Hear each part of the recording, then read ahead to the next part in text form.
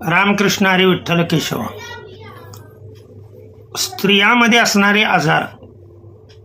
त्यातल्या त्यात मुलं न होण्यासाठी स्त्रियांमध्ये असणारे दोष हे पूर्णता नाहीसे होण्यासाठी, मग ते दोष काही असतील, रेग्युलरपणे मासिक पाळी येत नसेल किंवा बरोबर 14व्या दिवशी 13व्या 14व्या 15व्या दिवशी